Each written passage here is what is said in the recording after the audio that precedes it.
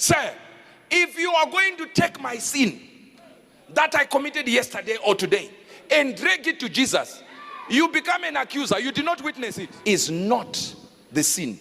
The problem is who is telling you you are sinning. This is the reason you hear great people, or rather young or some new preachers are coming in and telling you, you should stop this, you should stop this, you should stop this. That's the law you are preaching. Thou shalt not, thou shalt not. For many times you're telling them, thou shalt not, thou shalt not. What do you think is going to happen? They'll keep doing it. Have you not tried to call your own child and say, don't do this, don't do this? Did they stop?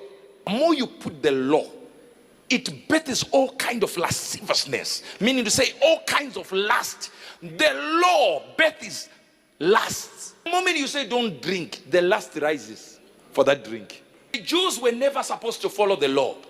The laws were given, over 600 of them. They were only given so that every man becomes a what? A liar, as Romans 3 told us.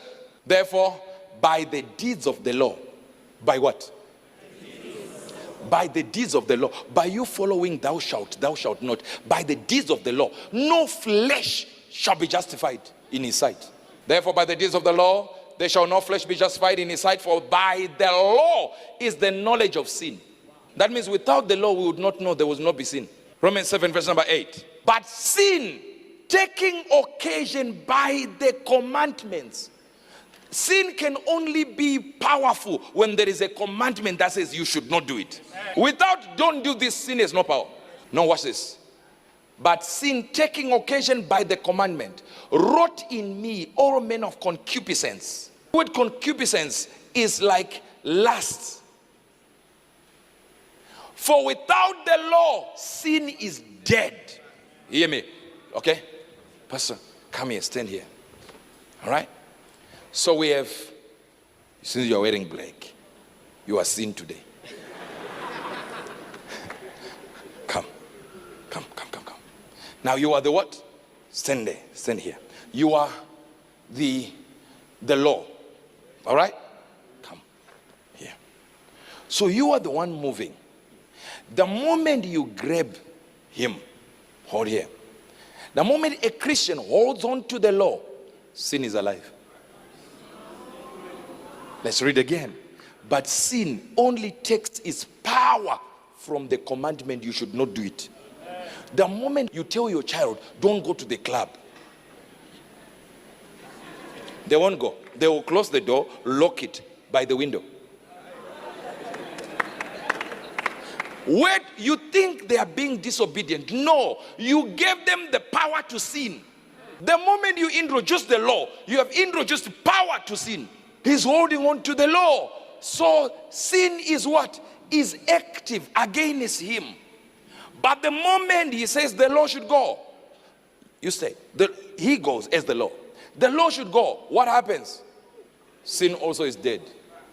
So sin only exists when you have a law. So now the Bible says Christ came to abolish the law. So is there a sin now? No, don't worry about it. It's just mathematics. What is left in the church is consciousness of sin. You only sin when you are conscious of it. Hear me well. The Bible says they caught a woman in adultery, whether she was on top of now they caught her where? In adultery. And the Bible says they were witnesses. They saw it. They pulled her from underneath. Say, let's go to Jesus. Dragged her like this. Let's go to Jesus. When they got to Jesus, notice what the Bible says. And they saw Jesus looks at them and says, whosoever has no sin. Notice not sins, but sin. These were religious Jews of the Sanhedrin. He that is without what? Sin. John 8:7. Not sins. He was specifically asking the sin of adultery. Hi. Then the archbishop, he without sin cast the first stone. And again, he stooped down and wrote on the ground. Your problem is you don't know what he wrote, but I know it. Because the scriptures are silent about it. But understand, when Moses got the writing of the law in the first part, it was the law that God wrote with his finger. And Moses broke those laws and went back and wrote them copying God's handwriting. So whose writing was he copying? Jesus' handwriting.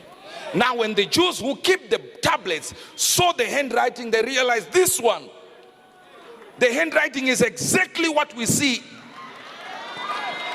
You're missing that one, but you get it in a few minutes. For they which heard it, being convicted by their own conscience, went out one by one, beginning with the eldest. The word eldest there, it is the word Sanhedrin.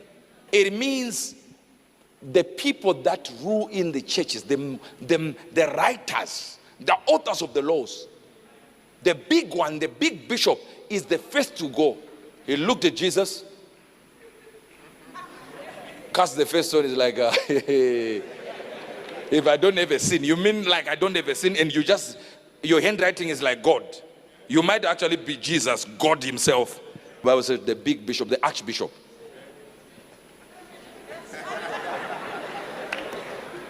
And the bishop said, the man of God is going. The bishop followed. The assistant bishop said, I'll be left alone here. And what did he do? He left again. Every one of them, there were 71 in the Sanhedrin. All of them left. Notice the words of Jesus and notice the contrast. They said the woman was caught in the very act of adultery. So who are these people? Witnesses. Hear Jesus. And Jesus said to the woman, where are your accusers? These are not accusers. They are witnesses. Sir, if you are going to take my sin that I committed yesterday or today and drag it to Jesus, you become an accuser. You did not witness it. Oh, you are not getting what I'm trying to say. You are not getting the good news I'm preaching now. This is the good news we are preaching. When we say we preach the good news, this is freedom.